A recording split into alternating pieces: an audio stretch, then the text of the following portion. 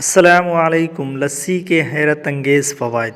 لسی کو پہلے پہلوانوں کا مشروب خاص سمجھا جاتا تھا۔ ویسے کہنے میں حرج تو نہیں، لسی کی بدنامی کرنے میں پہلوانوں نے کوئی کسر نہ چھوڑی تھی۔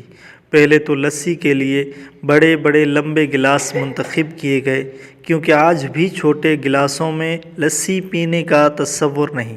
پھر لسی میں مکھن کی ڈلی اور کھوئے کے پیڑے ڈال کر اسے اتنا مکوی بنا دیا گیا کہ عام انسان کی پہنچ سے دور کر دیا گیا۔ وہ تو بھلا ہو شائقین کا جنہوں نے اپنا مطلوبہ ڈرنک جلد ہی تیار کر لیا۔ پاکستان میں لاہور، گوجرانوالہ، فیصل آباد اپنی روایتی لسی کی وجہ سے بھی شہرت میں رہتے ہیں۔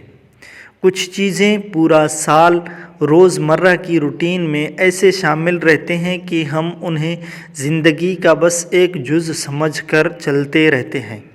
نظر میں ہوتی ہیں اور نہیں بھی، لیکن ماہ رمضان آتے ہی ان کی قدر و قیمت از خود بڑھ جاتی ہے۔ سب ان کی طرف یوں متوجہ ہونے لگتے ہیں، جی ہاں، جی ہاں، جی ہاں، ٹھیک سمجھے۔ دہی پاکستان میں ہر گھر میں صبح ناشتے کی میز سے دسترخوان پر ایک لازمی غذا ہے، جسے ہر عمر کے لوگ بڑے شوق سے استعمال کرتے ہیں۔ یہ دودھ سے بنتا ہے، اس لیے اس کی غذائیت دودھ کے برابر ہے۔ پنجاب کے رہنے والے دہی کا بکثرت استعمال کرتے ہیں۔ ان کی اچھی صحت کا راز لسی دہی میں چھپا ہے۔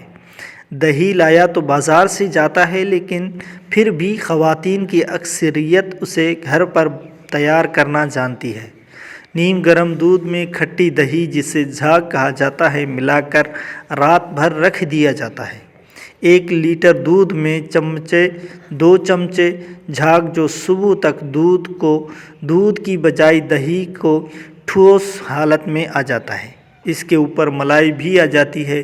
موسم گرما میں درجہ حرارت زیادہ ہونے کی وجہ سے یہ عموماً 6 سے 8 گھنٹے کا وقت لیتا ہے، جبکہ موسم سرما میں 12 سے 16 گھنٹے درکار ہوتے ہیں۔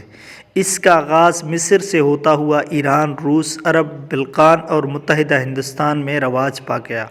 وقت گزرنے کے ساتھ دہی بنانے کے طریقے بہتر اور نئے انداز میں آنے لگے، جسے بیرونی ملک میں اس میں مختلف پھل وغیرہ ملا لیے جاتے ہیں۔